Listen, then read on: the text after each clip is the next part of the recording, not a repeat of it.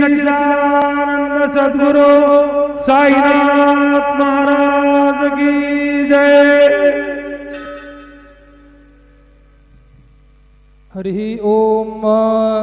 बृहस्पति अदियदर्जो अरेहाद्यो मदविभादिक्रतो मज्जनेखो जद्दिदयच्छवस हृदपरजात ततसमा शूद्रविनन्धेः चितरम् आदौ बद्धा मध्ये विष्णुरन्ते देव सदाशिवः मूर्तित्रयस्वरूपाय दत्तात्रेय नमोऽस्तु ते। गुरुर्ब्रह्मा गुरुर्विष्णु गुरुर्देवो महेश्वरा गुरुः साक्षात् परब्रह्म तस्मै श्री गुरवे नमः। सद्गुरु साईनाथ देवताभ्यो नमः। प्रातः पूजनार्थे गन्धाक्षतपुष्पैः सम्पूज्य अथ धूपः वनस्पतिरसोद्धूतो गन्धाढ्यो गन्ध उत्तमः आघ्रेय सर्वदेवानां धूपोऽयं प्रतिगृह्यतां धूपमाघ्रापयामि साजञ्चवर्ति संयुक्तं बन्धना योजितं मया दीपं गृहाण देवेश त्रैलोक्यतिमिरापः दीपं दर्शयामि धूपदीपान्तरेण उपहारनैवेद्यं निवेदयामि।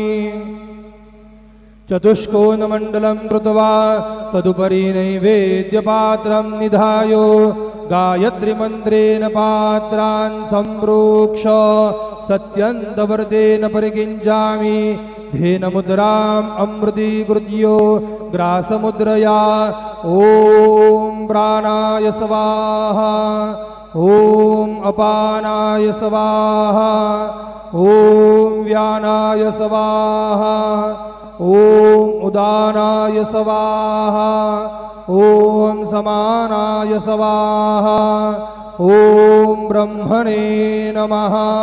नैवेद्यमध्ये पानीयं समर्पयामि पुनर्नैवेद्यं निवेदयामि। ॐ प्राणाय स्वाहा ॐ अपानाय स्वाहा ॐ व्यानाय स्वाहा ॐ उदानाय स्वाहा ॐ समानाय स्वाहा ॐ ब्रह्मणे नमः। नैवेद्यं समर्पयामि हस्तप्रक्षालनं समर्पयामि मुखप्रक्षालनं समर्पयामि करोद्वर्तनार्थे चन्दनं समर्पयामि प्रार्थनापूर्वक नमस्कारं करोमि तथा च मङ्गलनीराञ्जनदीपं दर्शयामि। शिर्डी माझे पंढरपूर साई बाबा रमावर बाबा रमावर साई बाबा रमावर शुद्ध भक्ति चंद्रभागा भाव पुंडलिक जागा पुंडलिक जागा भाव पुंडलिक जागा याहो अवघे जन करू बाबांसी वंदन साईंसी वंदन करू बाबांसी वंदन गणू म्हणे बाबा साई धाव पाव माझे आई पाव माझे आई धाव पाव माझे आई।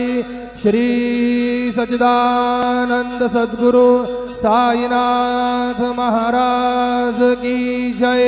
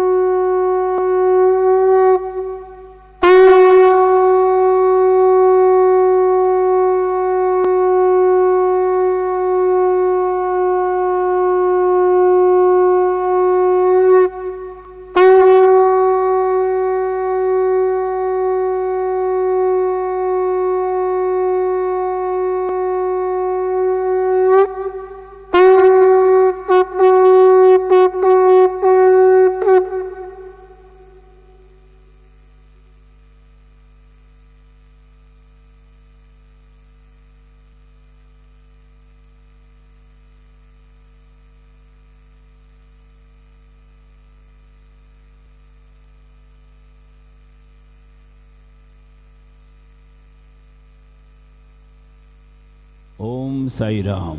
सर्व साई भक्तांना कळविण्यात येते की श्रींचे दर्शनानंतर उदीप्रसाद काउंटरजवळ नाश्ता पाकिट व श्रींचे महाप्रसाद भोजनाकरता टोकन कुपन देण्यात येणार आहे. तरी सर्व साई भक्तांनी सदर टोकन वा कुपन घेऊनच नाश्ता पाकिट घेण्यासाठी व श्रींचे महाप्रसाद भोजनाकरिता श्री साई प्रसादालयात जाण्याचे करावे ही नम्र विनंती.